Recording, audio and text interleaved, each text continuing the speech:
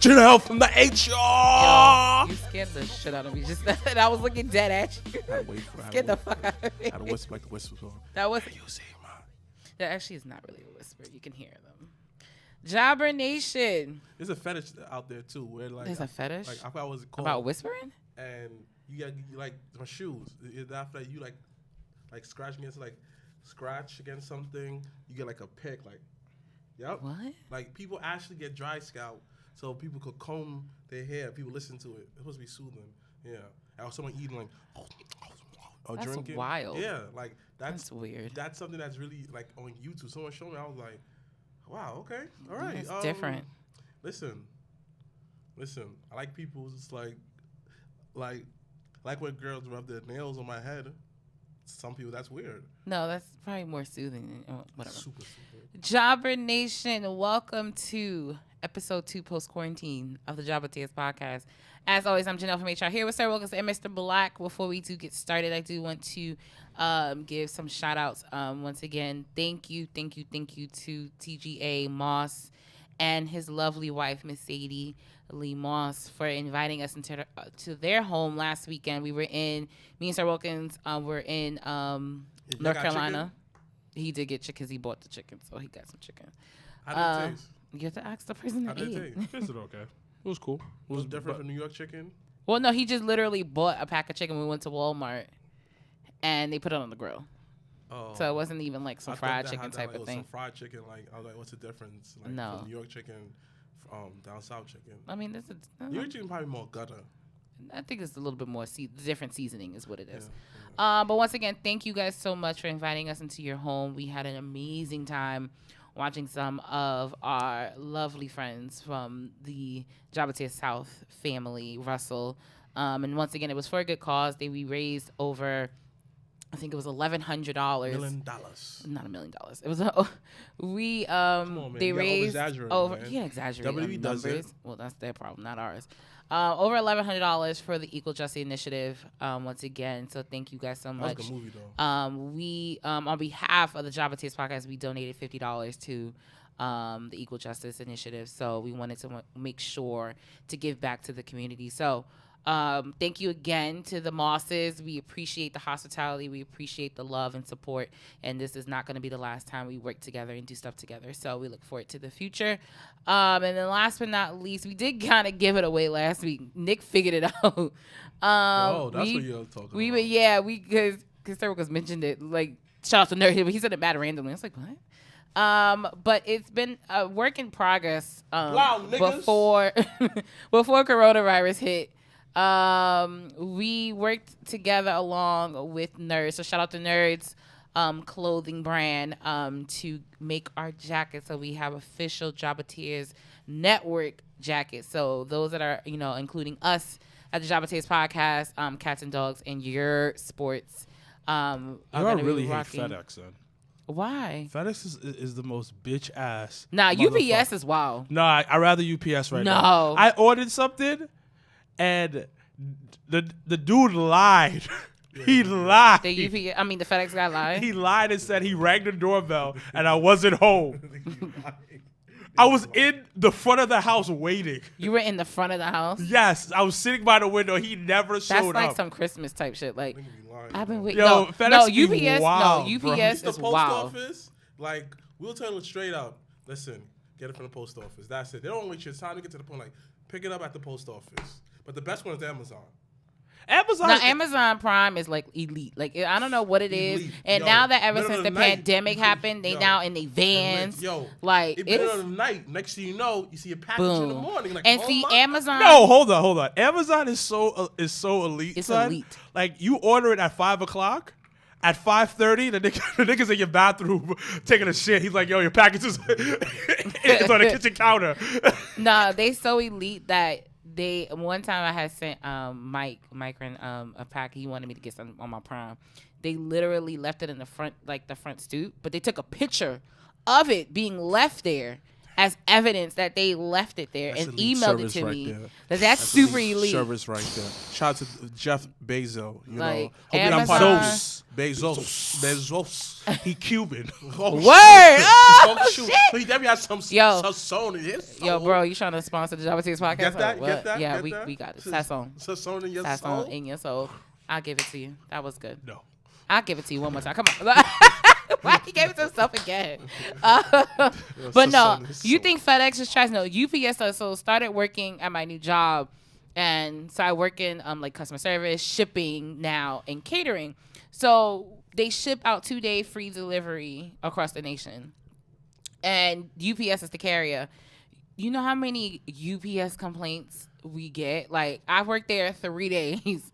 Literally every other call it's a UPS fault. Like, it's either late or the box. Literally, a lady took a picture of they rolled the fucking box out of the truck, like threw it out of the truck on her front stoop. The levels, it goes like this. Number 1 is Amazon.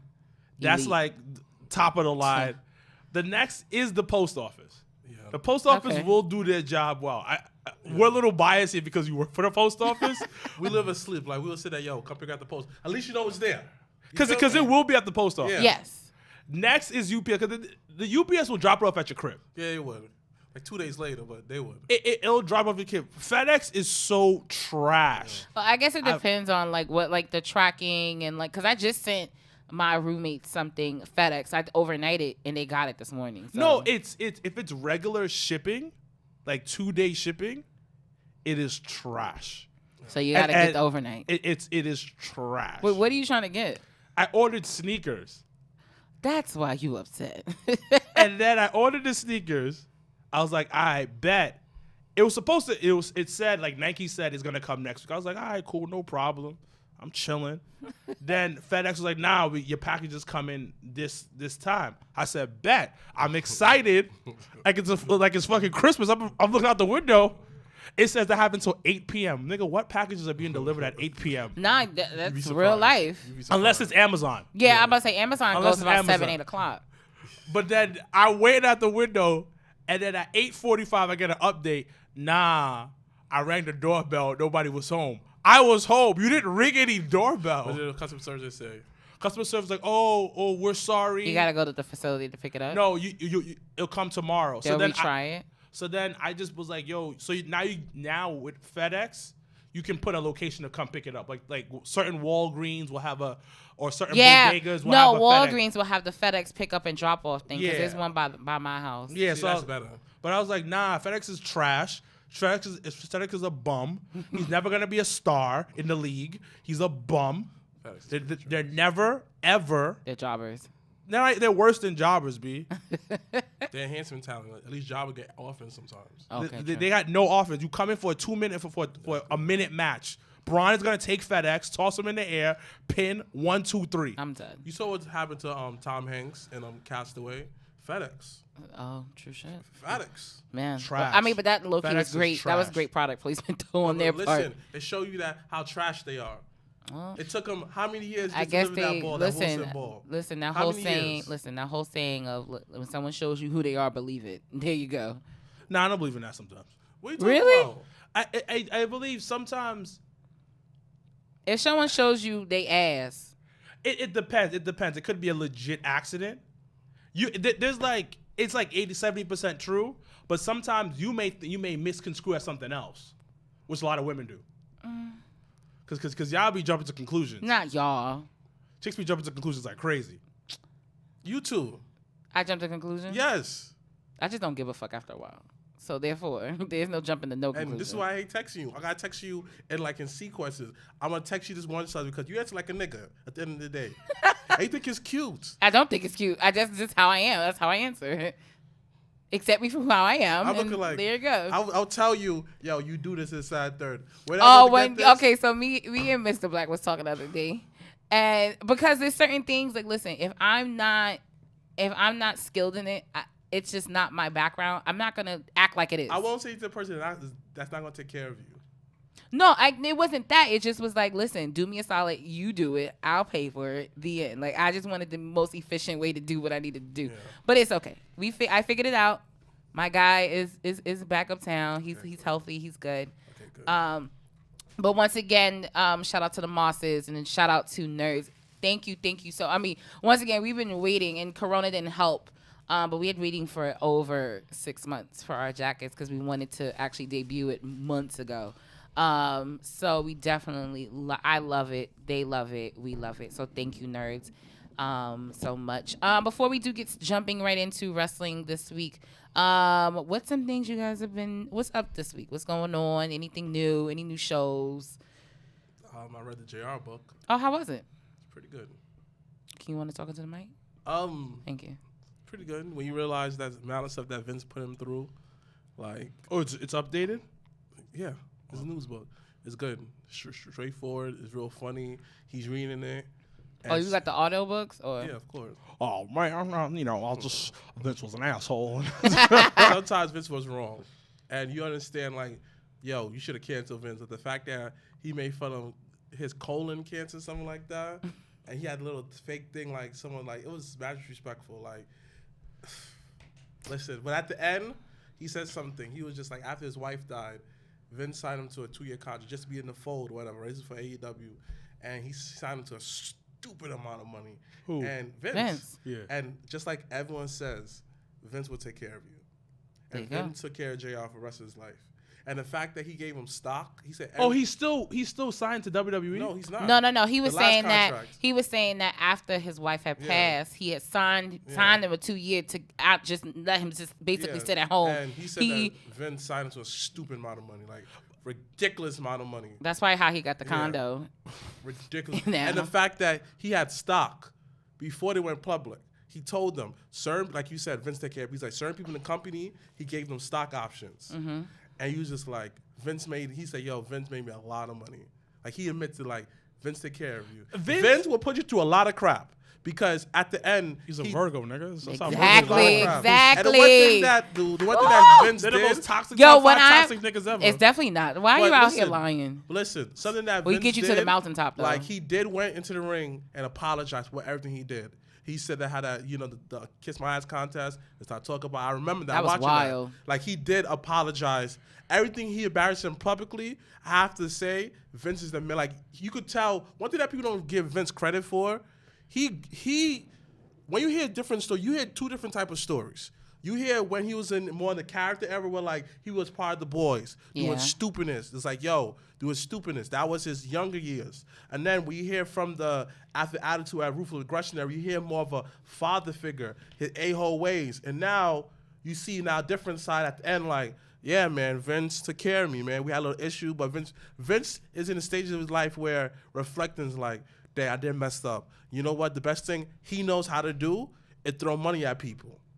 And he will apologize. And the fact that he said that Vince didn't have to sign them, he said, I didn't need that much money. I didn't ask for that much. But Vince just gave him it. It was like it was a lot of money. Just keep him in the fold. After 2 years, he felt it was a closure that he needed. And they went their separate ways. That's good. And in the book, he never said no secrets about WWE. Everything that you heard was from his POV. He talked about Stone Cold. He talked about everything. But you never felt that he buried the company. He just kept it like... He talked about Owen? Yeah, he did. Okay. He talked about Owen. I'm going to have to listen to this. Like, he kept it real. You know what? It made me see Vince differently. It made me see him like, yo, I had to be ruthless in this game because I had to get what I get. It's a dog-eat-dog world. And yes, I made a lot of mistakes, but let me try to rewrite my wrongs. And he has been taking care of everybody. But I think it's because he takes care of people who are loyal to him. Yes. And I think definitely a Virgo trait. A lot of people don't do that because if you look at it, who has he taken care of? Like, seriously taken care of. He's taking care of Shawn because Shawn never made a jump. Taker. He's taking care of Taker. He took care of all the clique. We didn't take care of. No, I mean, I would say that because he paid for Scott Hall's recovery stuff. Because he understands how the game is, and the reason people are gonna hate him because he's so powerful. Yeah, he's so powerful, and he has done fucked up shit because nobody's perfect. Yeah, but at the end of the day, he'll take care of people who are loyal to him because he, like you said, Taker, Stone Cold, because Austin knows. because I remember I listened to this business podcast. Mm-hmm. They did a 4-part on the WWE and WCW Monday Night Wars. I'll look that up. I'll send it to you. Somebody sent it to me, so I'll send it to you. And they did a 4-part on it, right? It's everything that you know, but it's like little intricacies that you're like, oh shit, I didn't know about that. Because they sat in the room, was like, yo, our next guy is Stone Cold. Yeah. So he'll take care of people. It's just that, you know what I mean? Like, you gotta do what you gotta do business-wise. Yeah, and the fact that, like, let's even break down a lot of people who took care of. He gave The Rock his name, you know? Yeah, like, because that is true. Because The Rock, because they own The Rock's name. Yeah. And when The Rock left to go to Hollywood, if you look at his stuff, early stuff, it says Dwayne Johnson. And it doesn't say Dwayne The Rock Johnson. Yeah. And then once again, I've always praised her on this podcast. His wife was what relaunched his career. I think I've spent it on the other podcast we were on, and then nobody niggas ain't understand what I mean. His career sucked. Before he was The Rock, his career sucked. Okay. When he was Rocky Maivia? No. No, when he was Scorpion King? When he left Hollywood, he went as Dwayne The Rock. He went as Dwayne Johnson. I think that it was a transition where the Rundown? he was making no. He was making Disney movies. The Disney movie kind of killed it. Yes, but I like the Disney. No, he was making Disney movies, and he was trying to do like these like.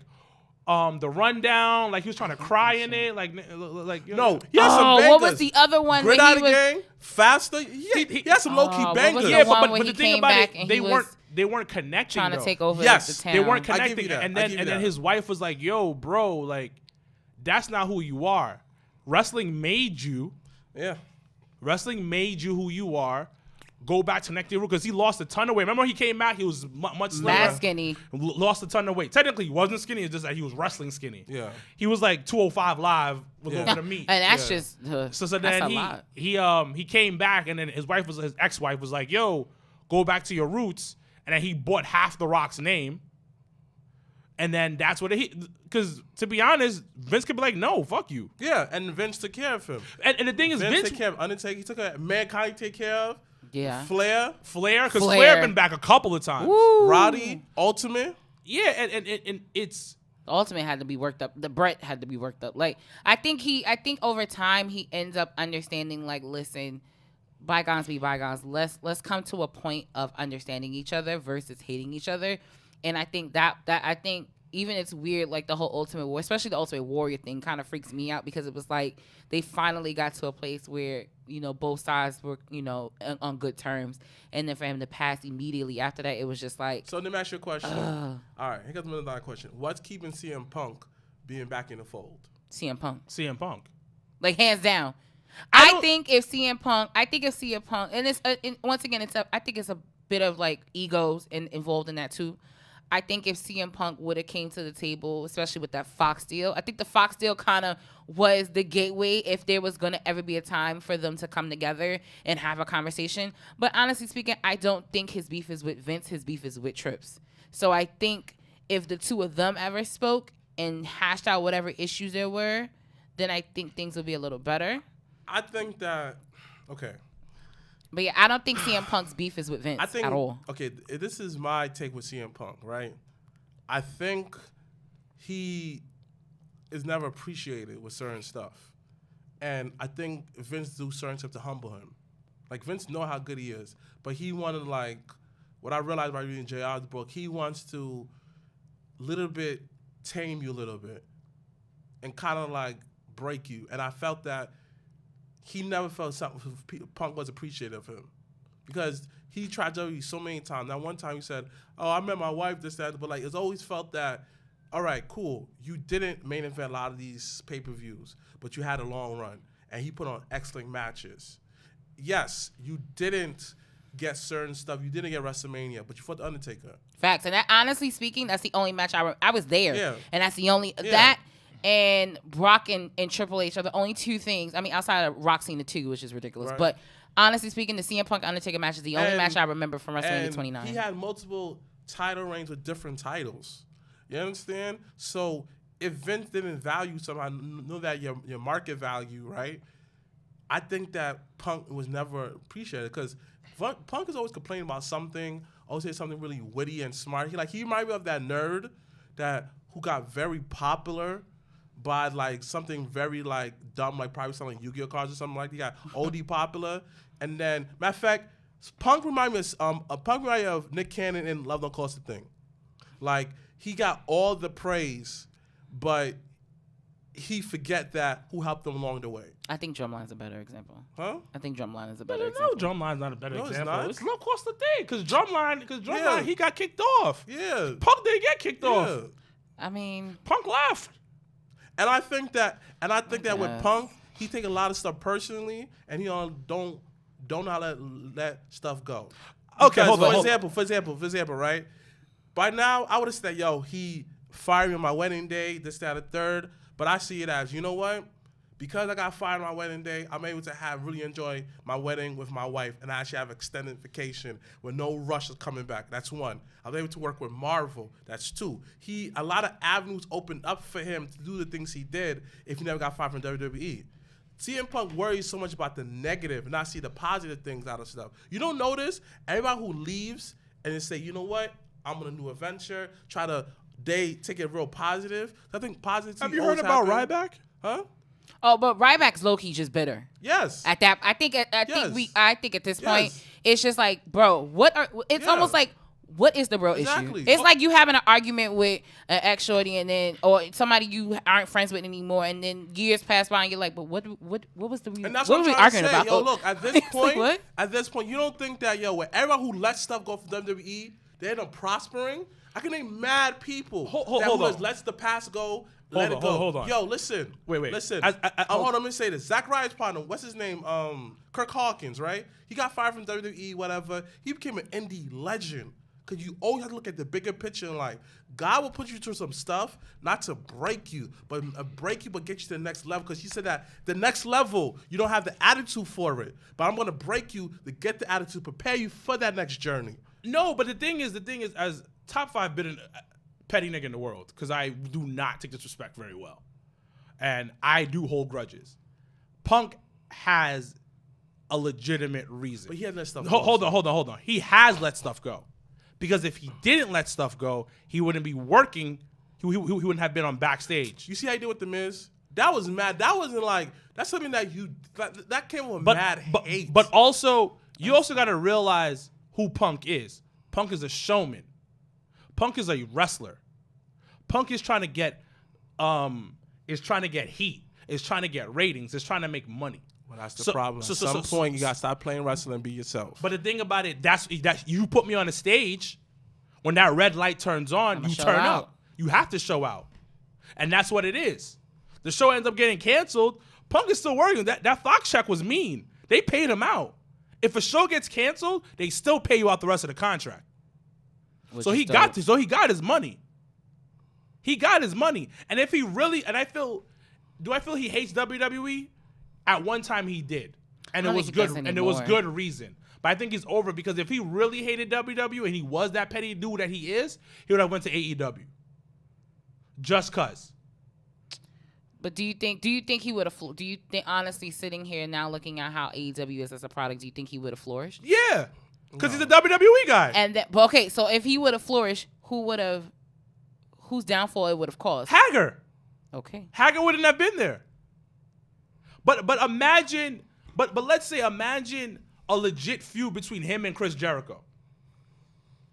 That's money. Well, that is fucking money. But all I see is WWE. No. I understand that, but how you know that you'll get like?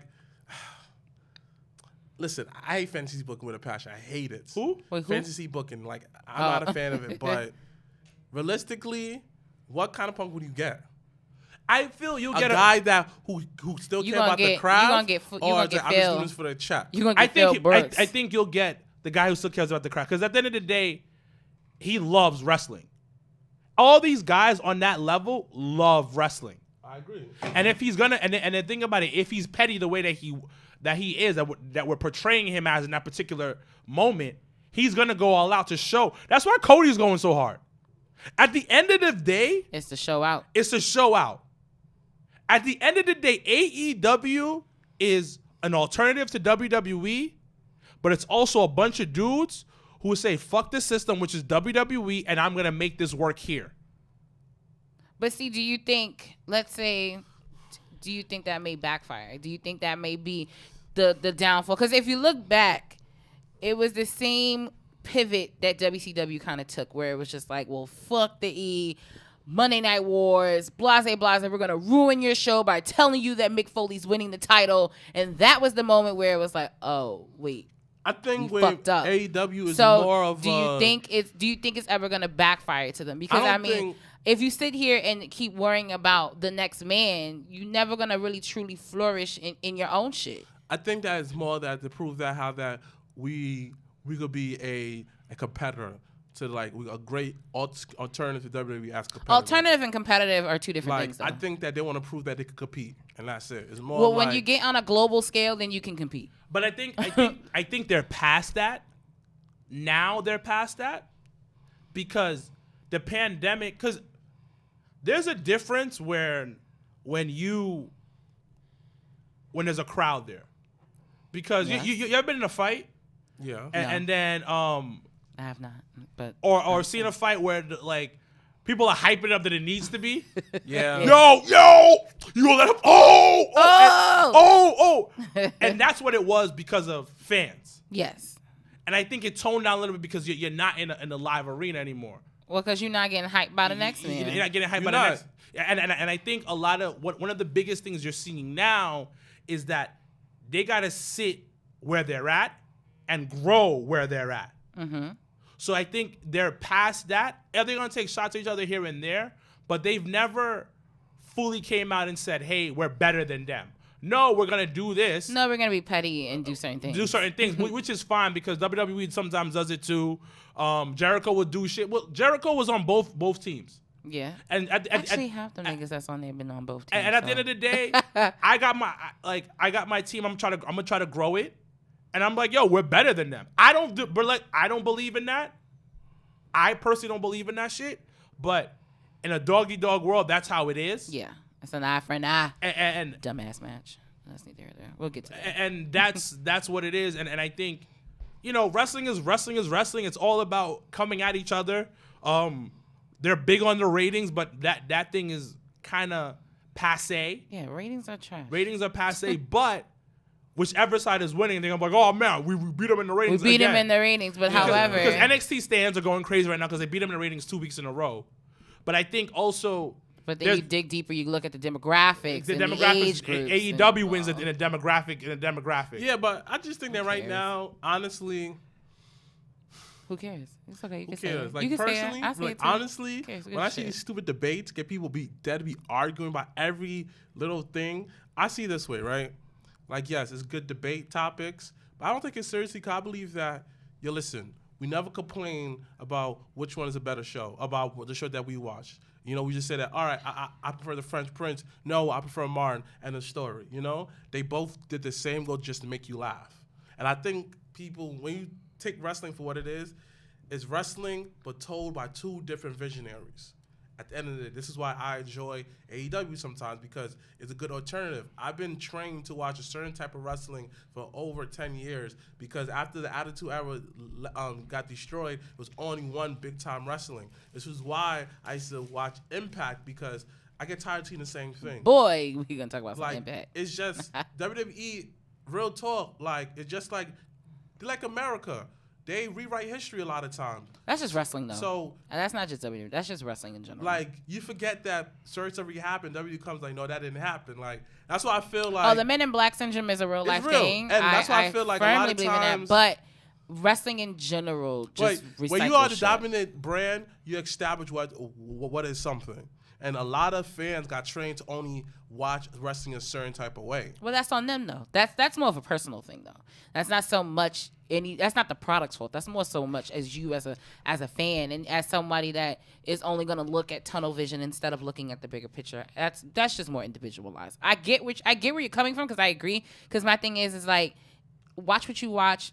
If you like it, great. Like for me, I low key enjoy Impact because I know it's the car crash that I want to look at every week. I just know that.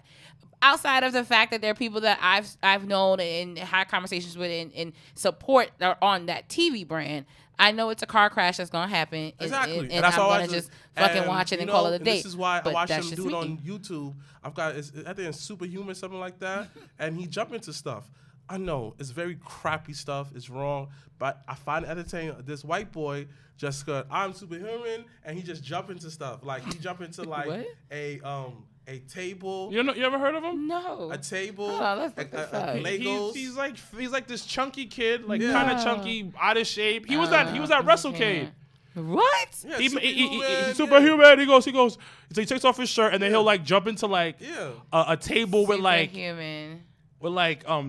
tacks and something like that. He'd be like, "Fuck this shit," and he jumps. Buster onto tack. Watch strips. it. Watch it. Hold on. Watch it. It's mad entertaining. I know I shouldn't be watching it. Oh no.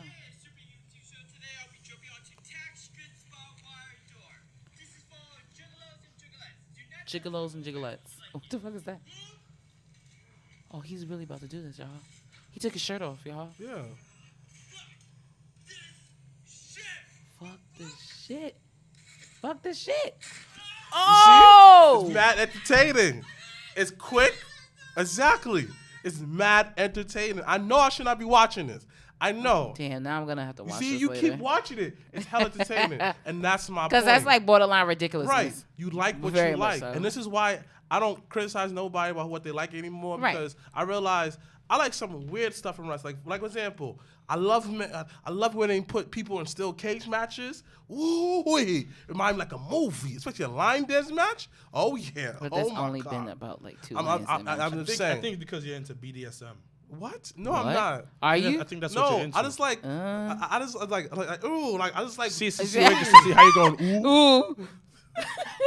I like what I like. All right. I don't know why I'm not into UFC. I never watched UFC before. Really? Wait, for someone that just sat here and said, I like cage matches, doesn't like MMA I'll or be UFC. real honest with y'all. Here's a something that I never said ever out loud. I never watched not even a single match in UFC. Really? Never in my life. Wow. Ever. I'll take UFC over boxing any day of the week. Ever. I love boxing.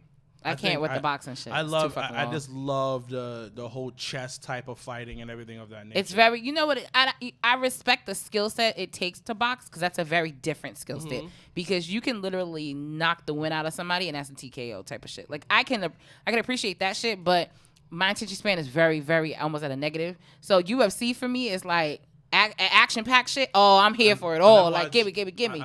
But that boxing shit the boxing shit I went to at the Garden, I was like, whoo, nobody told me this was just so long. Like damn. Like if I was gonna pick up a mixed martial arts, something sport to do, I'll pick up UFC. Yeah, UFC. That's mixed martial arts. Well, that's a sport. Same thing. Yeah. Same thing. Yeah. All right, so you talk about Matt Riddle. We'll get to that. So Mr. Black highly recommends JR's new book. Yes. On audiobooks. Before we do get into Matt Riddle, so is there anything new this week that you watched, listened to? No new music? No nada? Okay, real quick. Like the Pop Smoke album? I haven't listened to it. But they said, I got an alert. They caught the 5 guys. They arrested 5 guys in relation to his murder. So, hopefully justice is served on that end. But before we do jump into Matt Riddle, if you have not Netflix, 2 things. The Babysitter's Club is a must-see. I don't give a fuck what you do. If you read the books back in the day, please watch the new Netflix series. It's really, really good. I'm on like episode 4. I had to stop because it's 10 episodes and I would have caught an entire day. How long is each episode? It's like maybe 45 minutes, maybe, give or take. That one, and then there's a new movie coming out next week with Nia Long and Omar Epps. Ooh. It's like Deadly Affair. It's about how like no, you're weird. But basically Omar Epps is the bad guy and he falls in love with Nia. They reunite, like they caught each other. And there's a light skinned savior. I think her husband is light skinned. Wow. Who's it by? Tyler Perry? No. But I can't remember the name of it. But Nia Long, Omar Epps on Netflix. It premieres next week. Of course, I'm gonna watch it to support it. And I gotta watch Hamilton. I haven't watched it. I haven't watched it. I'm gonna watch it. But all right, let's jump into wrestling this week. Riddle. Matthew Riddle finally speaks out. As you know, last week's episode, we were talking more in depth into how wrestling has been burning for the past few weeks with the speaking out movement and things like that. But Matthew Riddle stepped up on Twitter and posted his video. He was like, this is my one and only time talking about it and to clarify everything that's been going on.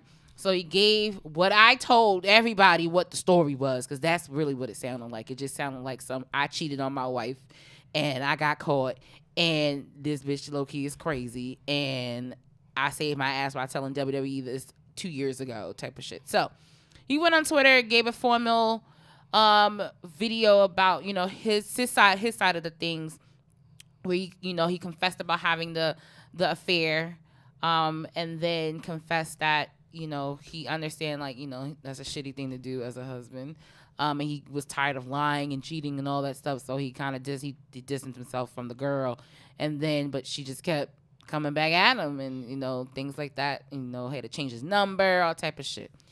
So, question to the table is, do you think the way Matthew Riddle handled the situation was the right way? And will this change anything going forward for him? No, he handled it the correct way. You want to drag my name in public? I'm going to tell you the truth. I'm going to expose myself. That's it.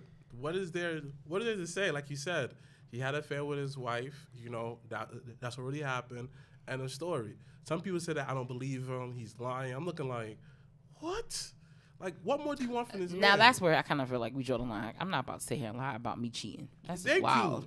Thank you. And his wife came out and said, we're going to handle this together. I'm looking like, and just reading this, and people just so thoughtless, like, yo, y'all really be trying to drag it. People have an argument underneath the video on the page. Like, yo, he's lying. I don't believe him. What is there not to believe?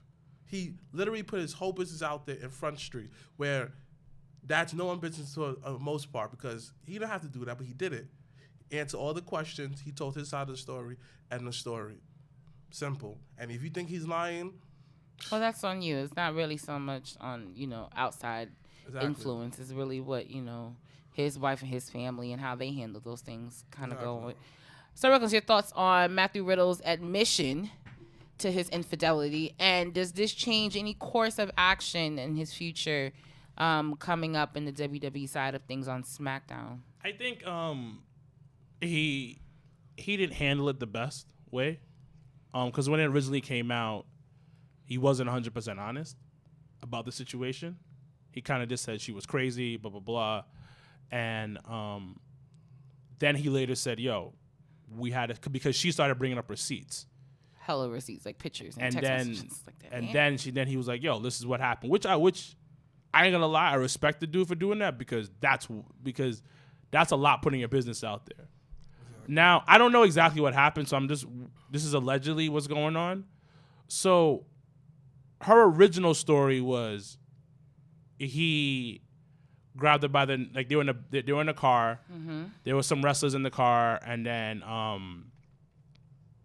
they were sleeping, and then he grabbed her by the neck and then forced himself onto her, whatever. And that, she mentioned that particular situation. That was it. But then it went from that to be switched to more of a relationship type of situation. Right. So I was a little confused on that, and it didn't make 100% sense to me. From what it looks like from the outside looking in, because I don't know, I'm not trying to dismiss this girl's allegations. I'm not trying to belittle her, but it seems like it was just a relationship. He broke it off because he was like, "Yo, I'm married. I got kids. We're done," and she didn't take it too well at all. And that's what happened, because the text messages never seemed any violent or any type of thing. They were just like regular text messages because of what happened. Mm-hmm. My only issue is if she really never really got sexually assaulted by homeboy, you're pretty fucked up for using the movement because you're bitter. And that's really not cool. Mm-hmm.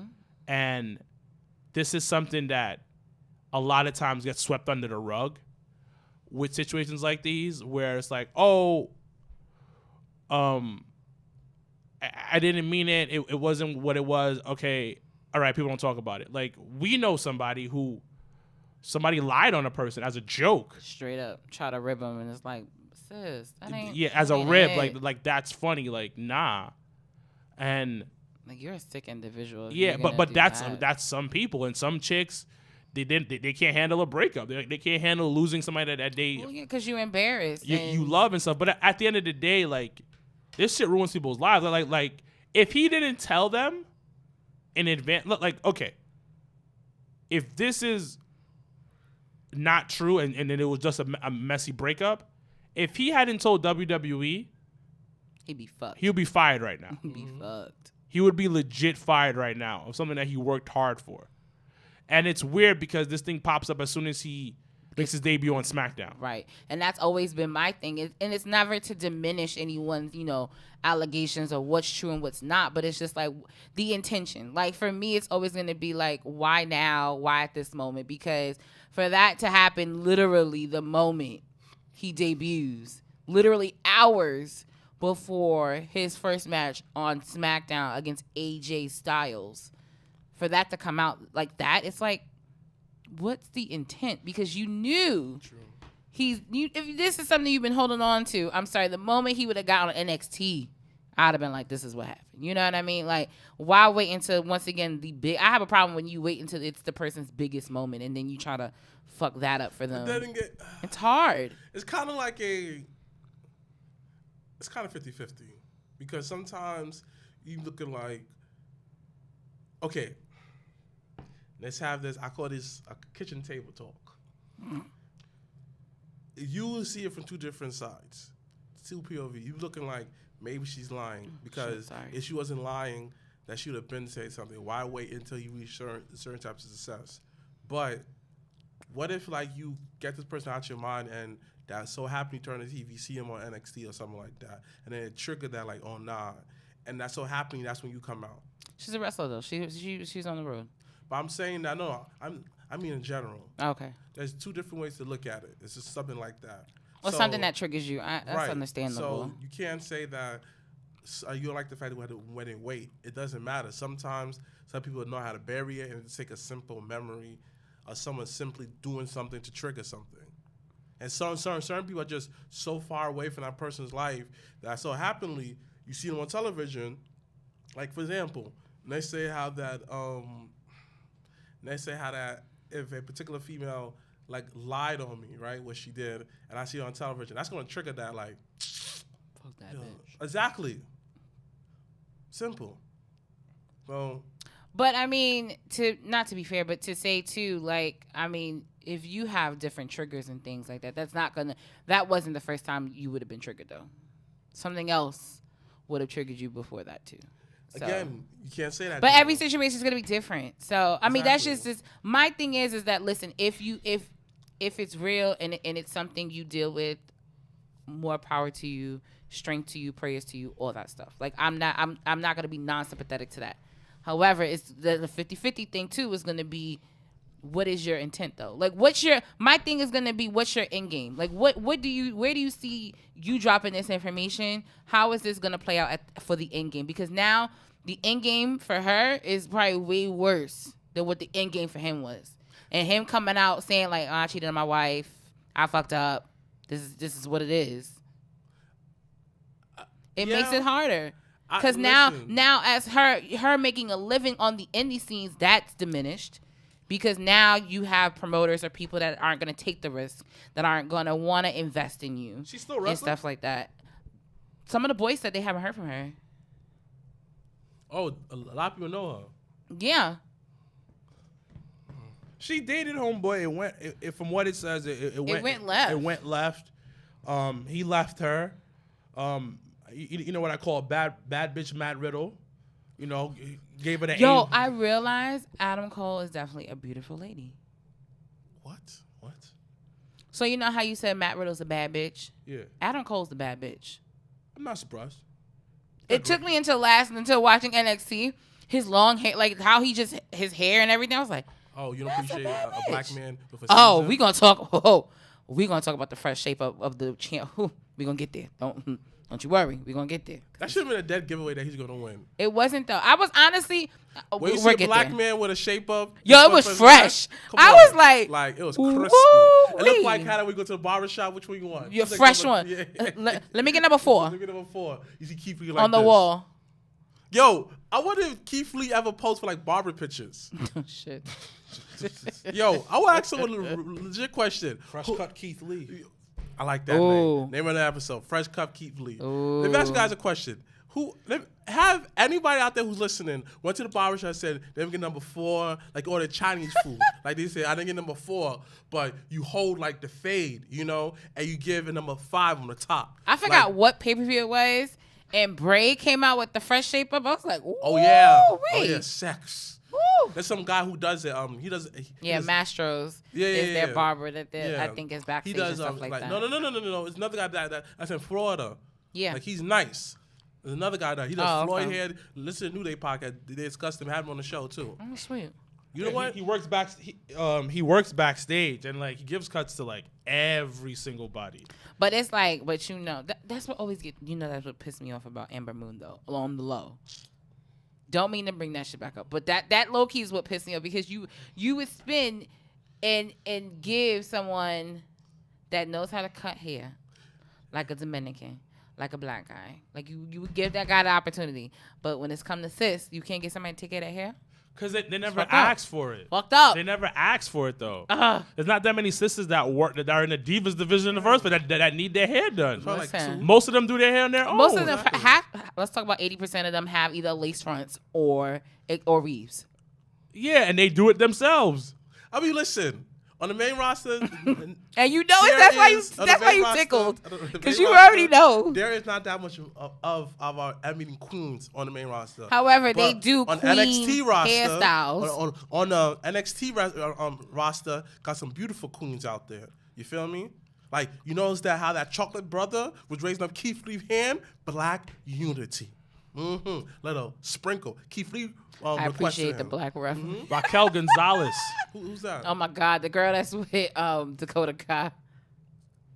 She's black? She's Spanish. She's a Spanish girl. We talking about Ebony Queen, not the Goya Queen. I just feel like that's what he do. Shout out to Jessica, your Goya Queen. She would appreciate that. What else is going on? Shout out to Gentle, your Goya Queen too. Shout out to your boo Rich. I see you out there. No, we just giving mad shout outs, huh? Shout out to Iz. I see you out there. Happy belated-ish. My son Young-ish. My son, a.k.a. Dominic, a.k.a. Samoa Joe. None of the above. What else is going on in wrestling besides Matthew Riddle's admissions to his infidelity? Which I mean is not easy to say either. Like that. I mean, it's common, but it's not definitely something to talk about. It's not everyone's business, personally. It's just shut down like a robot. No.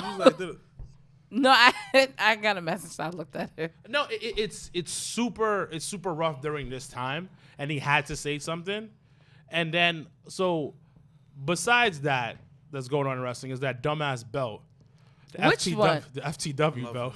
Okay, so let's compare belts. Let's talk about belts. I'm not into merch like that, so to me neither cares. But so why are we talking about it then if you don't care? Because it's still something. Just because I don't care doesn't mean that other people don't. All right, so let's talk about the FTW belt. Let's not. Because you already know. I mean, we can, but we already know how I feel about that. Because my issue with it is, at the end of the day. Clearly, we were talking about it for 2 days. No, like a day and a half. Okay. A day and a half. How we did argue about this? Whole other person's show. Shout out to We Love Wrestling. We actually just did a spotlight interview with them earlier today. In real time Thursday, but we did a spotlight interview with them, so we do appreciate the love and support. We definitely, I feel like, took over their episode, their interview. I had to text Danny like, that was the pre-show to our podcast today. I'm sorry. Because no, my issue with the FTW thing is like, its history is with ECW. It's not. It has no historical link to Brian Cage whatsoever. It's like the U.S. title, right? It's not linked to WWE, right? Actually. Oh, how the North American title is not linked to NXT. Well, the North American title is linked to what? It didn't link to the what's name belt, the NWA. No. Oh, then fine. U.S. title that had that had nothing. They basically said that, oh yeah, we have a U.S. title. They just rebranded as ours. Well, rebrand is because they bought the company. Doesn't matter. The history is not with WWE. Well, actually, WWE owns all the doesn't matter. licensing. Doesn't matter. That, so. It made the hits in WCW. The hit maker. So, so my real question is: so, are we gonna have a title versus title? Like, what's the what's the purpose? He never said that. No, but that's my issue. Is what's the purpose of giving like this, Brian Cage a whole title when he has a whole title shot the next week? Because what's the point? If you know, back in the day, Taz was the baddest. Oh, Taz is trust me, I will never shit on Taz ever because Taz is one of the reasons why I fell in love with wrestling. So I'm never gonna do that. It's like saying this: an OG giving his chain to the young gunner right there. You say, "Yo, this man's next up." Like, you could just say that. No, and he actually said it. He's actually said it every week. Since Double or Nothing. No. He's giving the homie the chain. He's passing on each other chain because he knows whoever wears this chain is successful. So my question is, so then when they have this title match, and let's say hypothetically in the real world that Jon Moxley wins the title, does that diminish Brian Cage still having a whole ass title? Yes or no? I would have waited. If that was the case, I would have waited. Okay, so your thing is this. It has to make sense. It doesn't make sense. Okay, kid. So the root of the issue is this. In your head, it doesn't make no sense, right? Absolutely not. Like, you get everything I'm saying, but you look like... Yeah, absolutely. I think the timing is off. Absolutely. Okay. Because, and I said this too, when it comes to Moose's thing, if they would have had, if somebody, whether it's an executive or someone from backstage on Impact, would have came out when they had Hernandez versus Moose versus Michael Elgin. If somebody from backstage would have came out and presented the TNA title, it would have looked totally different. I would have reacted totally different. It would have made a hell of a difference. The fact that you just had someone come out with a title and was like, I am the champion, and you where the fuck did you get that? At least Taz brought it out to him and said, well, this is mine for my garage. I'm giving this to you. At least Taz gave him that much courtesy. You're saying this when it comes to both of them is like with Moose is, yo, you should have added the story basically. Yeah. Because Moose, they literally introduced Moose and said, coming to the stage, Moose, and he had the fucking title on him. So, what was that? That's crazy to me. This is my issue. This is my issue with the FTW title. I don't mind the concept. I think the concept is great. We all know what the FTW title is. My thing is, once again, AEW is using other companies' stuff in their brand. Wait, hold on. What's the U.S. title? Who's the lineage? When you go back, there's no WWE guys. Matter of fact, WWF guys in that early lineage. But hold on. Who owns the company? What are the pillars? Who owns the company? One of the pillars of the U.S. title is Eddie Guerrero, a former WCW guy. But once again. But at least with WWE, at least they've had the decency to change up the belt, and I will give them that. Yeah, hold on, wait. They turn it in. I'll give you the lineage one. I'll give you that one. The FTW title is Taz's title from his ECW. House. That makes no sense. No sense business wise. Hey, we're gonna introduce a new title. It was part of WCW that we bought. Because everything that WCW has, I bought it, and it's mine now. Look at the world title. They have. I just said that earlier. But what I'm saying is they bought it though. That's theirs. Okay. Like they can go. Like, listen, they can go back to Connecticut and say, you know what, guys, let's go in the garage and figure it out. Taz literally got that FTW title from his backyard, bro, That's what I'm and saying. said, yo, here. Because it's not. It's not the thing about it. I'm looking at a business standpoint. That don't make no sense. Taz can still be involved. Like, yo, I did this once, so we're gonna do it again and give him its belt. The reason why they can't do it because they're too cheap to get another belt. They don't want to get another belt. Or they can't get another belt because of COVID. I don't know what's going on. They probably don't have a belt guy because WWE obviously has a belt guy because they just redesigned the whole U.S. title. They've been had it for months. Yeah, but they still redesigned it. So you're saying this. For what it looks like, I think that what if, right? he fought Moxley, right? Yeah. And somehow, some way, some interference happened after that. Mariah Cage lost. I don't know how he just lose, right? Lose. Or he loses, That's right? fine. And then Taz comes out once again. Moxley's avoiding me, blah, blah, blah, blah. You know what? I'm crowning him. Okay. Okay. Now I think that we would not have this conversation absolutely not. if it happened after the World Title. You know what? I would have rather that, because that to me makes a better story sense line. It does. Okay. Than okay. you literally going on Dynamite, pulling a belt out and handing it to someone that someone has an actual title shot next week. That makes zero sense to me. Because to me, now it's like, oh, is it title for title? And then what if Moxley wins? Now, if Moxley wins, it discredits the whole you giving him the FTW title. It discredits, it negates that shit. And that's my issue with it. But the point of the FTW title is when somebody gets injured. That is the point of it. He still has a match coming up. The FTW has a whole title shot. And the thing about it, the FTW title is so ingrained in Taz's career. The one thing you can say, yes, there's a lineage of the U.S. title, right? But different people had the title. Only one other person has had the FTW title, and that was Sabu. And I don't even think that really counts. Okay, just like the $1 million belt. Yeah, but at the same time, it's a WWE thing. Make your own thing. I know it's just like, listen, you want to sit here, you want to push how creative you are and how different you are and all this other stuff, but you're doing the same old bullshit. But everybody that's a real AEW mark, and I really don't say mark because that's not really my term, my lingo, but people that are so hardcore into AEW will never say that. They will never think like, oh, they get excited like, oh my God, Brian Cage is FTW champ. Why? For what? Because if he loses to Moxley, that totally discredits that whole situation. I didn't understand it this way, but now I understand what your frustration. And look at it that way, like this shit is stupid. The timing is just stupid. It's stupid. Because if he better, like, it's all about timing. That's what I realized. Absolutely. Prime example, right? When Vince tried to start competition within competition, he tried to break WCW. The timing was bad, but then he rebranded the idea, says SmackDown versus Raw. The timing was a lot better because the lines was gone, so he had to do something on the roster. Okay.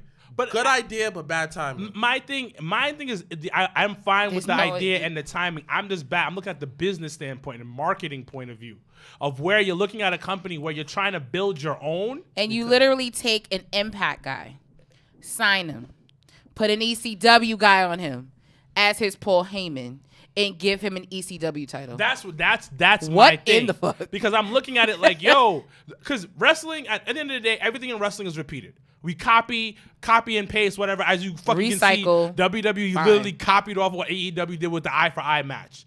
Fine. I have no problem you copying the FTW title, but give him his own shit. Taz can still be connected to it because we all know Taz did an FTW thing in ECW.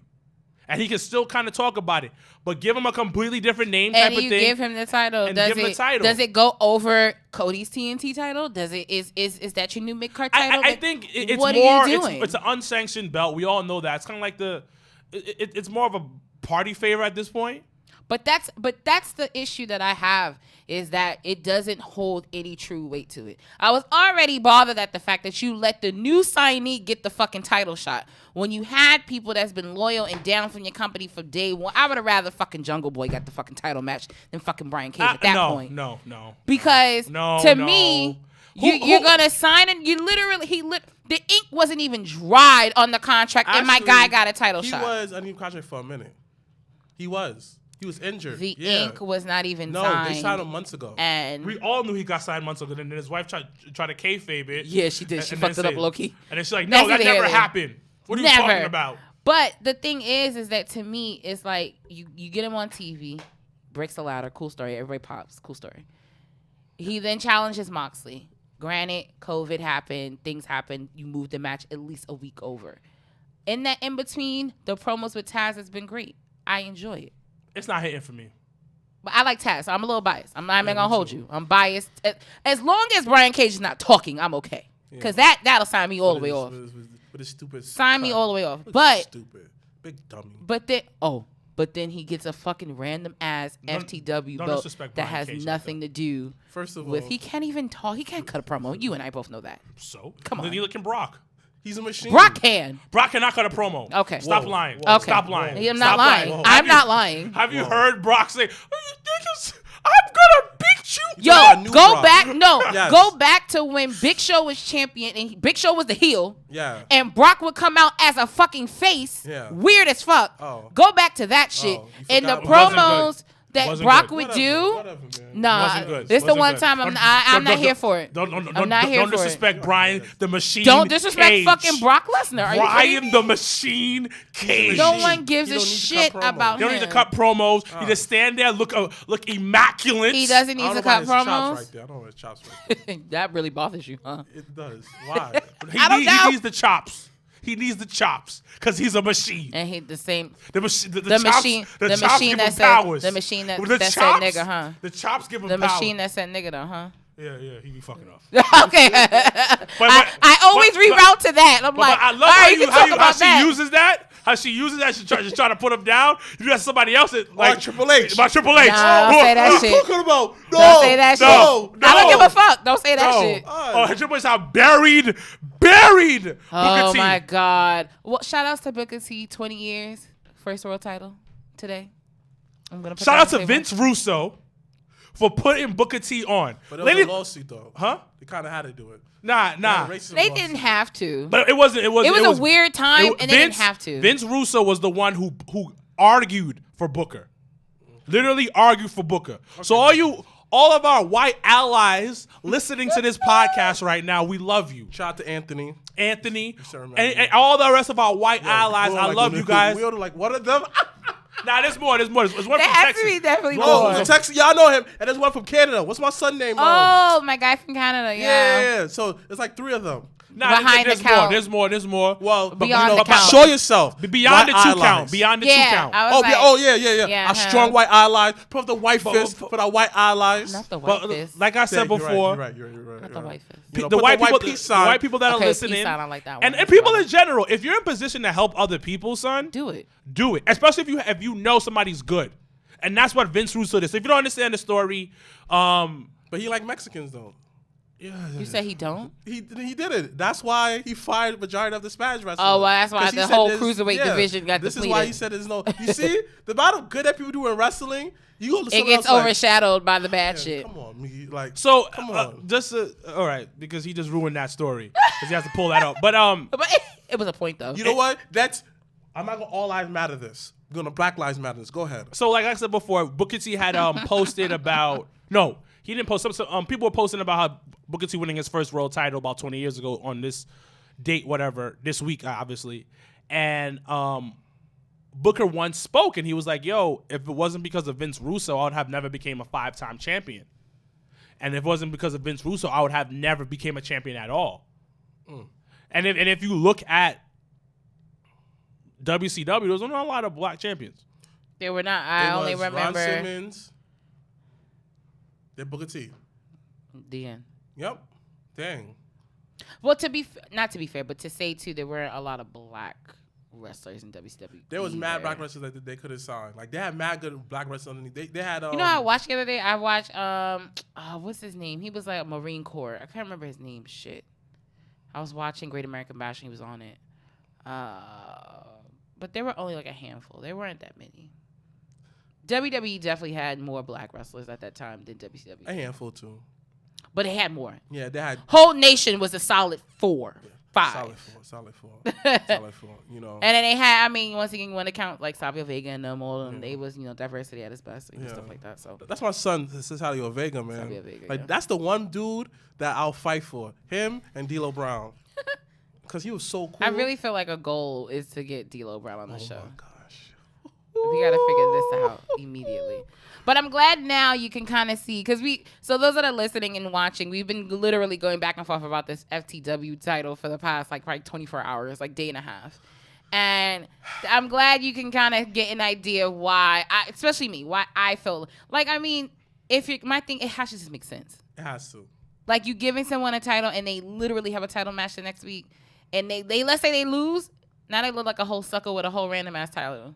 Then what? Then if he wins the title, now he got 2 belts. For what? When the purpose of the FTW title was for somebody that wasn't wrestling. No, it was because somebody was injured, so they gave him a title. I get the concept. I'm not against the concept of it. See, but the concept is ECW history, and if you don't know the history of that, the thing is, then you're gonna look at it like, what the fuck does this mean? Yeah, but then he I think he mentioned it yesterday when they were. Well, because every week he's talked about him being at home due to COVID. Yeah, I'm totally fine with it. Shout outs to Keith Lee being double champ. Let's talk about the historic Keith. Limitless. Keith. You know what I realized, Keith? I feel like all the Keiths I know are very loyal. You know, shout out to Joe Budden pointing that out. You know, a lot of solid Keiths I know. Who are the Keiths you know? You know, I don't know no Keith. Okay. That's an old school name though. It is a little bit. That's mad. That's like an old school classic black name. You know, just like Jaden. That's a classic modern day name too. Jaden is the classic modern day name. Classic, you know. No, Jaden's the typical biracial kid name. Yeah, I would go with that. But that's a new classic right now. Yeah, I know. It's every Jaden I know has a white mom. Yeah, I noticed that too. And a black dad. I noticed that too. They mad cool, and they got a fro, a curly fro. Oh yeah. All the Jaden I know, yeah. But personally, every biracial kid is named Jaden. Like I feel like when we have like I'm gonna call this episode Jaden. No, we got to dedicate it to the new NXT champion. Don't do that. Keefy. Nah, he could be on the cover, but name it Jaden. No, you can't name. No. That's confusing as fuck. No. It confuses a lot and I of people. typically don't even get involved with the name of the episodes, but that's a hell no. That's not happening. So let's talk. Actually, you know what? Put it on your children's name list. How about that? Like I would name my son Seven. Really? Yeah. I knew a kid named Seven. Loyal. Oh, is it Erykah Badu's son with Andre Seven? Yeah. Or that, or like name my son Zion. I like Zion. I love the that match name. was good though. Honestly speaking, and you always talk about the psychology of the match. He's cleaned up. I saw it very differently because I saw the psychological parts in the match more. He's like Keith than definitely anything. Clean. Like he cleaned up his act. He's smoother. You know, he's not so rough around the edges. Yeah, like he came a long way from when he first started. Like it definitely was like a stop and go match, and I appreciated that. Keith definitely perfected his routine. That's what I have to say. What does this mean though? Like, I mean, it's interesting because I always look at it like if we were not in the position that we were in with COVID and, you know, quarantine and stuff like that, and it's like, would we have gotten this type of thing? I mean, I don't care either way because we got it, so I ain't gonna bitch about it. But I think we were gonna get it. From what Triple H said, this was a long-term plan. And if you saw... They've been building up to him having like a monumental moment. Him being in the Rumble, Survivor Series, all those things have led to up to this point. To beating the... I do think Cole will go up to the main roster. Yes, I agree. But he gotta go, like, he can't go by himself. I think at first he does. And honestly speaking... Me personally, he should go on SmackDown. Me personally. Yeah. And I only say that because if you're going to bring up Undisputed Era, SmackDown has all of the tag teams, to be honest. It has the best tag teams. Yeah, so I think what they... I think they should do a small roll... I think they should do a small rollout on Undisputed Era where they have Cole by himself. I don't want him to get lost in the shuffle. And my whole thing is... So this is my thing. He's small. Daniel Bryan's small. Hold on. He's small. He shouldn't be on Raw. At all. Because of the beefy show. Drew, it is Bobby, mad beefy. Pause. Yeah. It's mad beefy. Mad big nigga. Shelty. You got Shelton. You got Braun. You got Braun's on SmackDown. Braun's on SmackDown. Sorry. Big Show. You have Big Show. You could do something. But Raw is such a bigger show. Yeah, it's the Beefy Boys. The Beefy Boys? You can name the show Beefy Boys. Yeah. We're not naming episode Beefy and Boys. You can put Keith Lee on the cover. Beefy Boys. Yeah. Pause. But you can pause. I just want him to. Like that. I think he should go and they should give him an automatic push, like to Which title's on SmackDown? US? No, it's Intercontinental. No. Intercontinental. Give him an Intercontinental push right away. Well, him and AJ would be. I kind of feel like. Have they fought in ROH, him and AJ? Probably. Yeah, I think so. Probably. Yeah, I think so. But the thing is, I'll be honest with you. Let me see. Certain matches they should wait for certain matches, you know? And this one, I would have rather been there in person, but that's neither here. Like, I want them to wait for a little bit. You okay with it? Like I don't want them. I want them to wait until they have the audience to do it. But then again, I kind of don't because I like there's no audience wrestling. Because, see, I do too. I don't have a problem with it. Like, you know what? They should have it because right now you got to create legacy right now. And him going against AJ. Yeah, they have. Yeah. And him going I'm pretty much sure 80% of the guys that's been on ROH have wrestled each other. So I think that they should move up now and just this is the best time for anyone to come up because it's okay for certain people to be missing because literally like this is the perfect time. Ooh, because once the world decides to open back up, Roman is on SmackDown. And yeah, and you're gonna have Roman and Adam Cole would be dope. Like honestly, if it was released like right now, Raw is creating superstars. Like when the world comes back, Brock gonna get. I mean not Brock. Bobby Lashley is gonna hit all their boos. MVP. Mm-hmm. Like they really are building stars. They should be more younger stars like Paul Heyman did it. But a few people have told me they're like, yo, I actually enjoy Raw more recently than anything. Yeah. I was like, really? Because. Okay. I'm feeling like I said before. He came after AJ left. That's what I said before. Like honestly, I feel like Bruce Pritchard is the best man for the job, cause he's the Vince whisperer. Like I said last episode, like you need the guy who's able to translate the bosses what he trying to say, but also be the filter. Like Vince, that's crazy. Let's not do this. Mm-hmm. And honestly, people complain about it, but Bruce is actually doing a pretty good job and. He actually is doing okay. Like, who'd have thought that Becky Lynch, Bayley at first was a terrible heel, but Bruce kind of gave her that personality, and you're like, wow, she's actually doing a lot better. She kind of more went into, like, herself. Right. And I feel, honestly, the COVID allowed people to actually perfect their crafts. Because a lot of people, if we think about it, a lot of people kind of was not in NXT for very long. This is basically NXT, but with brighter lights. Yeah.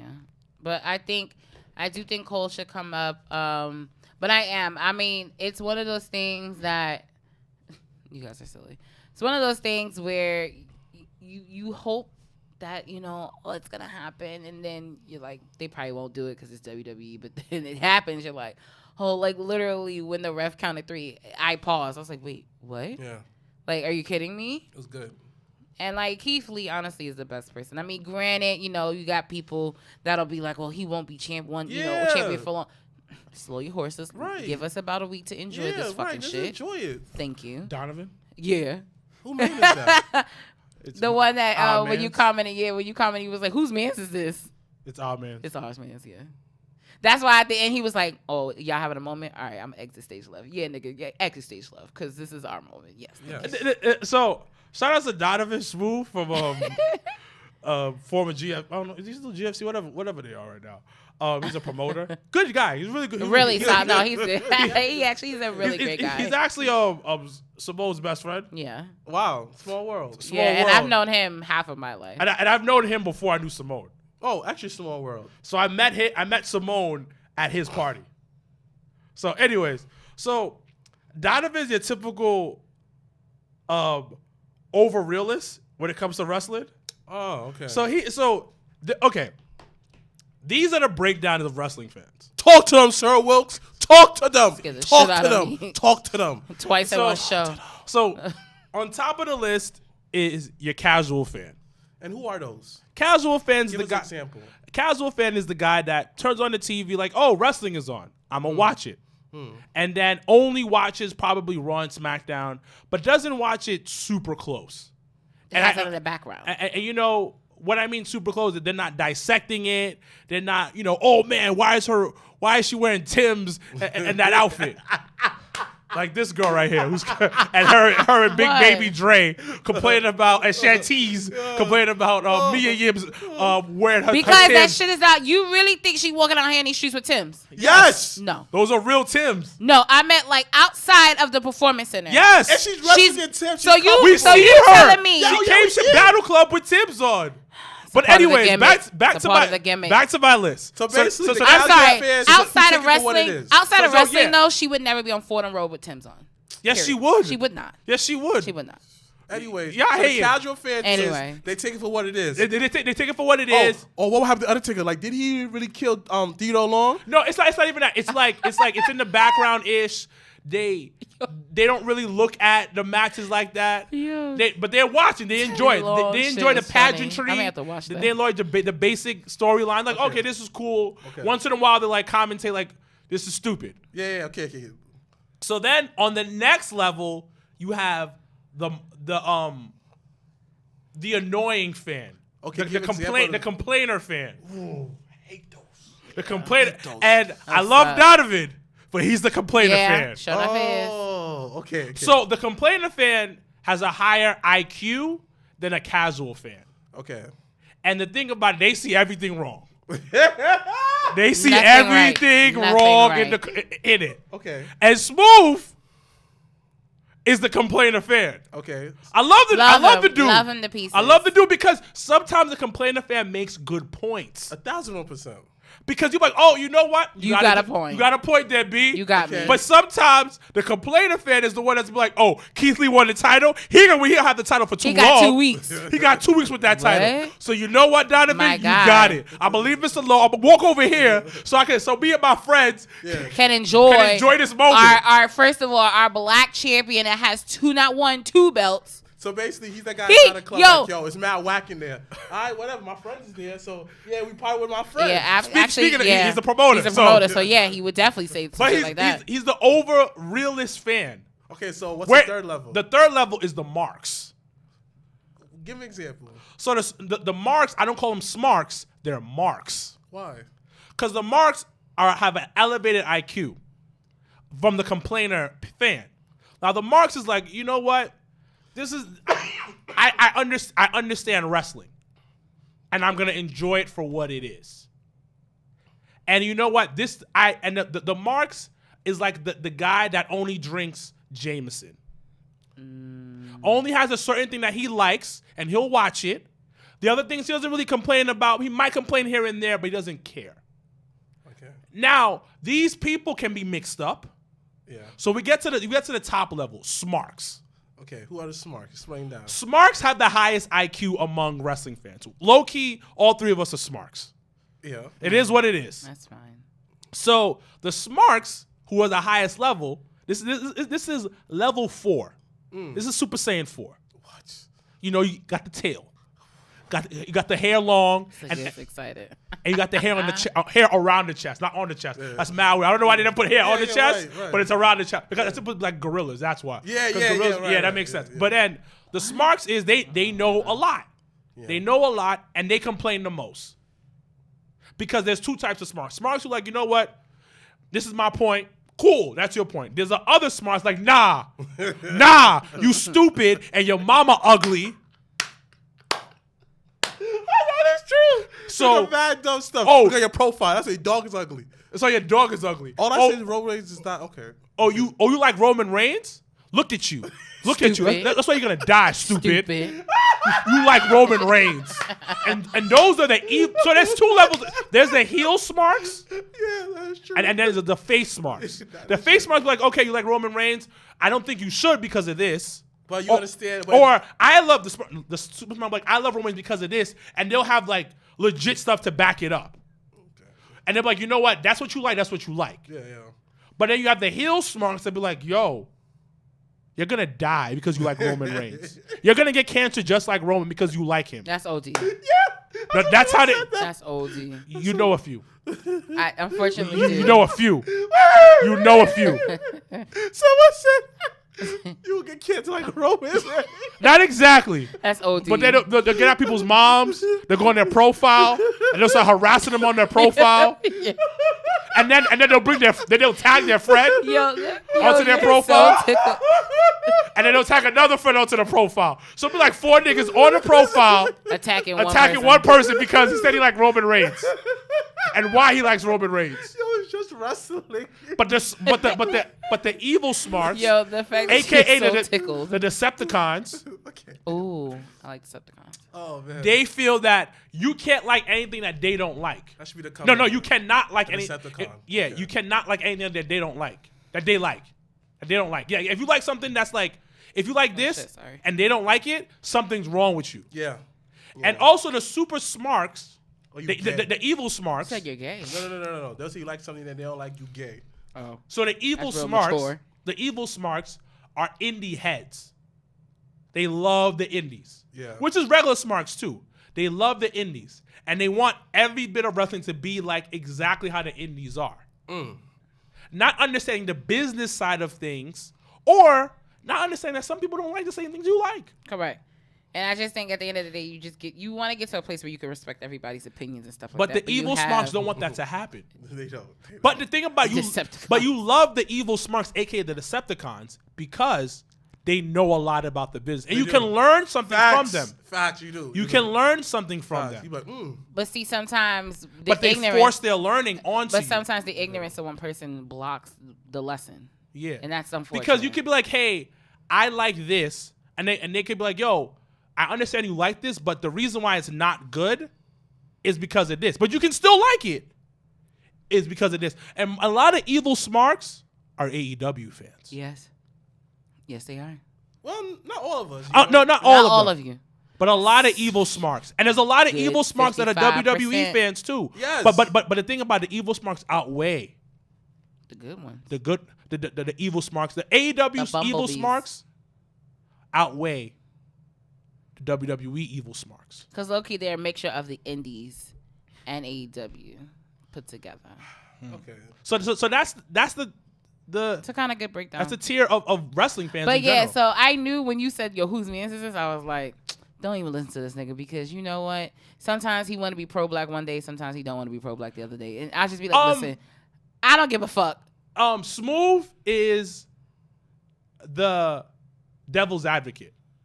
Oh. So because he has the uncommon opinion. Maybe we should get him on one day. He has the uncommon opinion about things. And he knows enough to back up his opinion. His opinion in general is just his thought process, because he's a Gemini, is always a little bit on the left. In general things, like it's always a different common thing. So he is that number 2 that we talked about, of that angry fan, because he'll look for something and he'll rock it out. And about that one thing. He'll be upset about that one thing. Yeah, he'll rock it. And those are the complainer wrestling fans, where they know enough that they can complain about it. But the thing about it, I'd rather have them than the evil smarks, aka the Decepticons. I call them Decepticons because they deceive you into thinking that they're going to help you into learning about wrestling. But then at the end, and they want you to like learn. A pack of wolves, they attack. Yeah, they do, yeah. Because they'll tag their friends into that comment. So the evil smarks are usually social media heavy. Yeah. They're big on social media. But they have zero people skills. Some of them have people skills. On the person. It depends, but a lot of them are evil.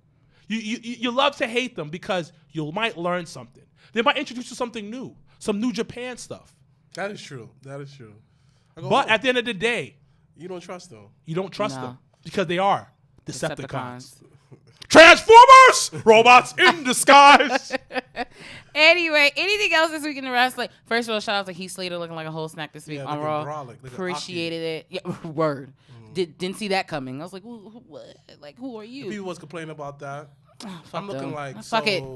That's a Heath Slater on fucking TV. Yeah. Shut up. Honestly, I think that WWE's kind of set him away, because I bet you Vince saw him, was just like, wow, you look great. Like, well, someone said he was furloughed, so he wasn't technically fired. No. Who? Heath Slater. Yeah, he wasn't. So from what I've read, his contract is up. His contract wasn't up yet. So you're still under contract. Yeah. So whenever I call you, nigga, you come through. Yeah. So you come here and you do this thing. And it made sense. It gave him something to do. And I think I thought it was the best promo in Heath Slater's career. Yeah, and it's something that he do, and he looks better. He looks better in shape, because at the end of the day, I was speaking to somebody who's been to WWE, been like, been like extra shit. So for instance, let's say you're on the road. Mm-hmm. You're on the road and they're not using you. Mm-hmm. You still have to be at the arena. I think I said this before in the podcast. I heard that you still got to be at the arena. Meaning, you still got to be at the arena, and common human thing, I'm going to eat. Yeah. So, and I heard catering is fire. I heard that. I heard it's A1. It's A1 anything food. You want, any type of seafood. There's a million type of anything. There's every type of mayonnaise. Grape poupon. How many types of mayonnaise? How many types of mayonnaise is there? Grape poupon though. There's spicy mayonnaise, right? And there is mayonnaise mixed with this. ketchup. You know, there's Miracle Whip, right? There's a cheap brand of mayonnaise. You know, there's the mayonnaise made with real eggs. Brand. You know, there's a mayonnaise that's fat free. Want me to continue? No, I you're don't. fine. We don't have. But the thing is, so my point that I'm getting to is, you're in the back of catering. You have nothing to do, and your man's right there. You don't talk to him. You can't work out, so you start eating. Yeah. You really start eating. That's how people get a little on the fluffier side, because you're bored. But if you're under contract, you got to do. And one of the biggest things that I learned because we did the road trip, right? And it was wrestling at its finest, because I'm traveling with 2 wrestlers. Yeah. Shout out to Prolific in the building. Donnell. Oh no, I'm sorry. Isaiah Wolf and the real Marcus Marquis. I don't know who Donnell is. I don't know who Donnell is. And Lord. and real Marcus Marquis with his shorty doo-wop. Oh. Yo, let's end the show right now. So listen. Niggas are terrible. Like your toe. Thank you. So I'm traveling with them, and mind you, this is typical wrestling life. We hopped in the car at about 7:30 in the morning on Friday, right? We left Friday, and then we drove a 7-hour trip to North Carolina. Now we're in the car for 7 hours. 7 hours, maybe 3, maybe 4. Then we got to a gas stop, whatever to eat real quick, and that's it. And then we come back in. You're not moving for 7 hours. Yeah. And 2 of these guys are legit wrestlers. They wrestle, and their bodies beat up. So you're sitting for 7 hours in one position. Yeah. You get to the hotel. So we get there about 8. The hotel's gym is not open. Due to COVID? No, because they were fixing it. Because it's North Carolina. The gyms are open in North Carolina. Oh. Okay. So no, not all. Because the boys were talking about they okay. couldn't. Not in Charlotte. Because the boys kept complaining like they can't go to the gym. Yeah. So the gym is not open. What do? You go to sleep and eat. Yeah. And I remember watching Tough Enough. Billy Gunn was on there, and Booker T. They were like, "Yo, a lot of hotels don't have gyms. Do some push-ups." So me and him are doing push-ups and shit. And what I'm trying to get to is that life is different. Like, you're stuck in the car for 7 hours. You might not have a gym and a thing. All the thing is junk food, because we were driving down. We're in the South. Yeah. There's only junk food down there. Like, to go back to Heat is like, he got some time to be at the crib. He's not traveling. Yeah. His body's like chilling. So that's why he came out looking delicious. Hella hot. He gonna have a job. Like, pause. I bet you Vince saw him. Vince listened and everything like that. He got positive reviews from everybody. I think right now, just like Triple H be telling people, come back, make a name for yourself, kid. We will bring you back because we will be watching. But it wasn't even nothing. I mean, I think he was furloughed. So I think they just was waiting. I think they was waiting for the right story time, and with the Drew. And I mean, that's another thing that irks me is how the fuck Ziggler gets traded and gets a title shot. But that's a Ziggler. But that's a total different Why are you conversation. disrespecting Ziggler, son? Because Dolph. My God, how is that even loyal. okay? Dolph is loyal. You've been doing this all day, son. How is that okay, Stop disrespecting Ziggler, son. But how is that okay, though? When you literally had Bobby fucking, and you already know I don't fuck with Bobby like that. But if anybody was going to get a whole nother title shot, it was going to be fucking Bobby Lashley at that point. Come on, son. Anyway. The disrespect of Ziggler, like son. Stop disrespecting Ziggler, son. I'm just saying. That shit don't make no sense. Do you know who Ziggler is? Oh, God. Do you know who Ziggler is? The same nigga that the day after WrestleMania cashed in and won the title. Yeah, exactly. I know that nigga. Exactly. I know that nigga. You know who Ziggler is? I know he had AJ. He's an opportunist. I heard you. AJ Lee on his arm. He had Big E. Big E. He put Big E on. Put him on. Excuse me? Did he put Big E on the beat champ? I just want to. Yes, he did. After him, he would transition to become IC champion. Exactly.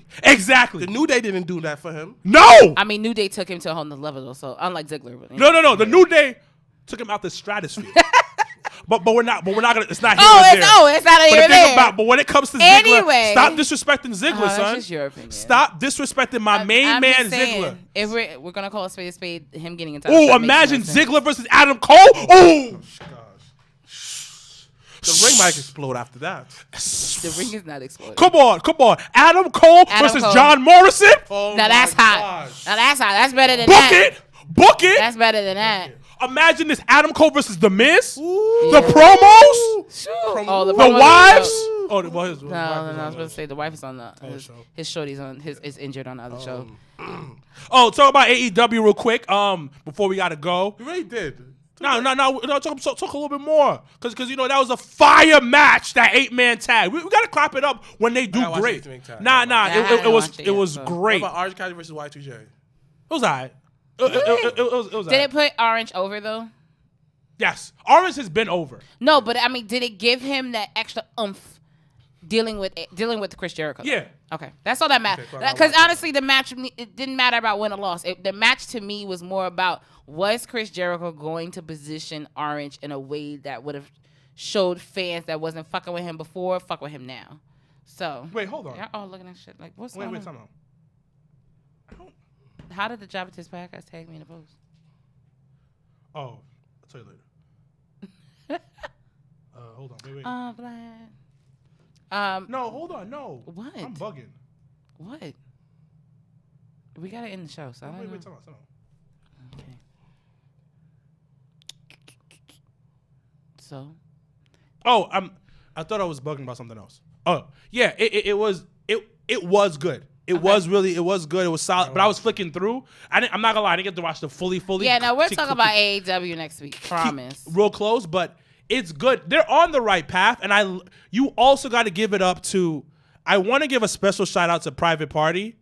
They have really taken that shit to the next level. Shout outs to Matt Hardy, for really helping these guys out. But that 8-man tag, bro. Gotta watch it, son. It was Butch. Butch and Blade, and Ray Phoenix and Pentagon Jr., the Lucha Bros. Yeah, versus Young Bucks and FTR. FTR. Are they calling themselves FTR? Yeah. Okay. Yeah. So FTR and the Young Bucks, so good. Like, one of the things that you saw was the storytelling. A lot of times you would see the Young Bucks working well with FTR, and they're like, "Oh man, this is great," and they're like that weird, like, "Yo, we just help each other out." All right, cool. We don't see go to match. They still got like that. I still got my eye on you type of feel they were doing in the match throughout the match. And one of the other things is how they ended the match. And you also saw I forgot which one hit one of the Bucks by accident. But that spot was really good, and it really showed like it was a great match. The spots were good. You get what you get from the Lucha Bros. Some wild shit, but it was good. Butcher and the Blade, they did their thing. That they kept it grounded, but they still look dope. That probably, besides Keith Lee, I think in my personal opinion, it was better than a Keith Lee match. That 8-man tag. Okay, overall match wise, that was the match of the week for me personally. But Keith Lee's versus Adam Cole had a bigger, like, I love the big fight feel. One of the biggest things I love, and me and you are kind of alike, but it's like those extra things that they do. Yeah, like they kept trying to have like different legends talk about the match, who they think is gonna win, blah blah blah blah. And when they started the match, instead of the camera was in the arena, them coming out, it started at from the backstage. I love that. So that big match feel was felt. Yeah, that's some old Attitude Era shit, because they used to do that a lot with like Shawn and Austin and stuff like that, like for main event, like Rock for main events. But it gives a better feel. Yeah. So the one thing, the Orange Cassidy versus Chris Jericho match, they built it up, but they didn't give it a bigger feel, because so it was all hype and it was a good match. I'm not gonna take away from it, but it wasn't the feel that I wanted. And it's Orange Cassidy's over, and I told you this before. When the homies are hitting you up who don't watch wrestling, they see a random meme with Orange Cassidy, like, yo, who is this guy? He's mad disrespectful. Yeah, and it works. But NXT hit it because they made these past 2 weeks feel huge. Yeah, and I think that's why even next week, because they have the NXT Women's Title match next week with Io Shirai versus Tegan Nox. And the thing is, so I had a problem with it in the beginning with NXT when it was like, it felt a little too indies to me sometimes. Yeah. Because when we go to like a Battle Club Pro show, title's on the line, right? Yeah. You don't think the title's on the chain? Yeah. But the title's on the line.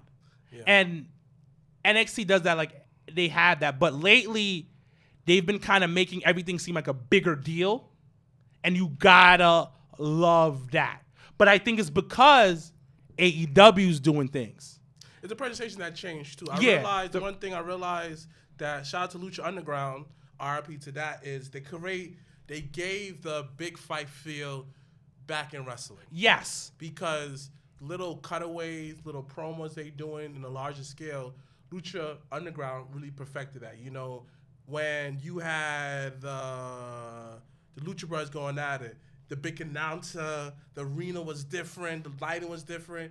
It was a big fight feel. And Lucha Underground definitely helping usher in that whole big fight feel back into wrestling. Yeah, cause we love wrestling because of the fighting, but it's also the pageantry is what separates wrestling from other combat sports per se. Yeah.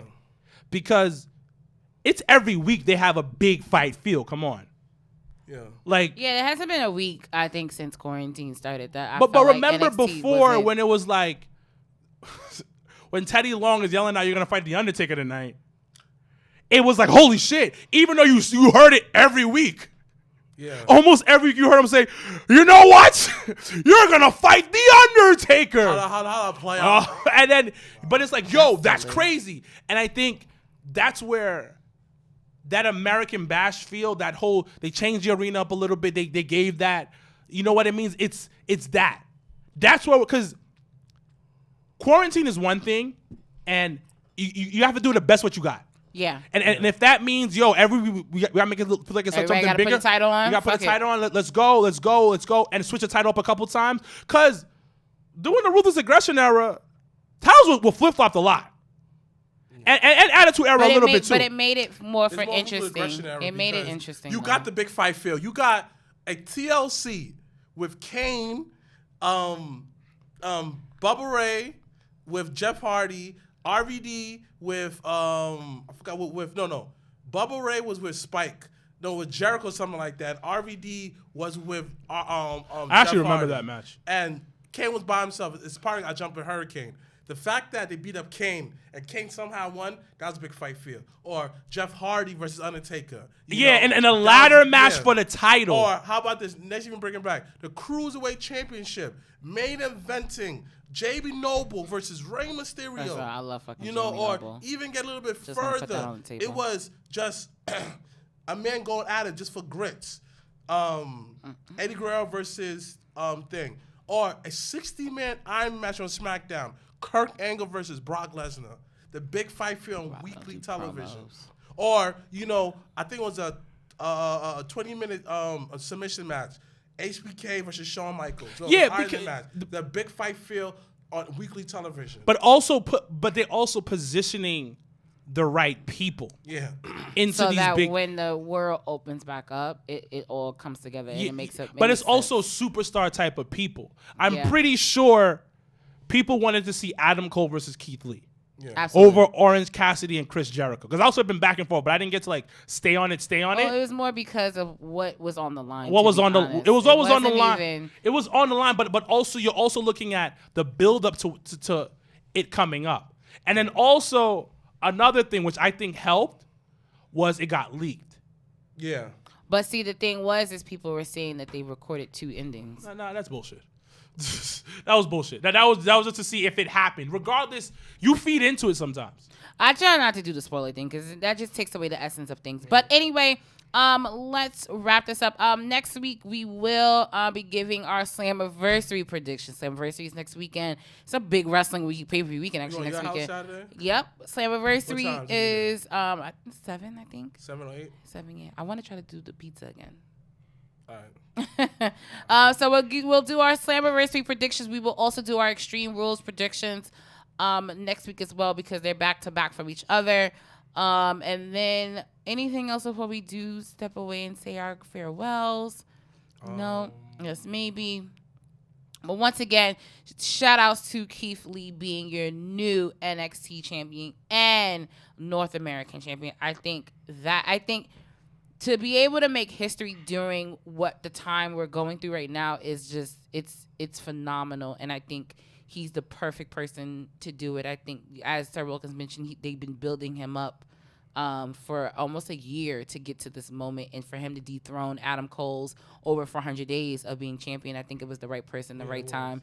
And then I love, once again, NXT storytelling is impeccable. Honestly, it's better than SmackDown and Raw sometimes, where you had Killer Cross in the fucking weeds looking down. Yeah, that was dope. That was dope, because I don't know that part. Because I don't know if he felt disappointed that he wasn't going after Cole anymore, and now he has to go after Key. Like, he looked kind of like, oh fuck, I really wanted that guy. That was what Donovan was saying, because when he was like, yeah, because Cross gonna take that right away, and I was like, oh Donovan, damn it, shut the hell up, Donovan, smooth, shut up, nigga. I love you. Shut up, though. But damn, let us have this moment. But once again, thank you to the Monsters for having us last weekend. Thank you for Nerds for our amazing jackets. We love them. It is hot as fuck, so fall it'll come in handy, and other things that we have going on. And once again, thank you to We Love Wrestling for having us on our spotlight this week. We greatly appreciate any and everyone, once again, that has been supporting the Jabba Tears podcast from day one. And that even if you're new to the family, we thank you guys. Even during a time like this, it's not easy. It's not hard for us and for you guys either. So we do want to always give praises and thanks to those that have supported us from day one to even now. Thank you, thank you, thank you. As always, I'm Janelle from HR, here with Sir Wilkins and Mrblacc. Once again, next week we will give our predictions for Slammiversary and for Extreme Rules. It's for next week. It's next weekend, not this Saturday. Oh, the week after? Yes. All right, cool. All right. That's why I said next week's episode. Okay. Cool. As always, #Black Excellence, #we are out. I was over, got the hands in motion. If you go a rolling, no need to focus. Traveling states and over oceans, you gotta wait till your coast chosen. Trying to have lines outside the show like Harry Potter releases at Barnes & Noble.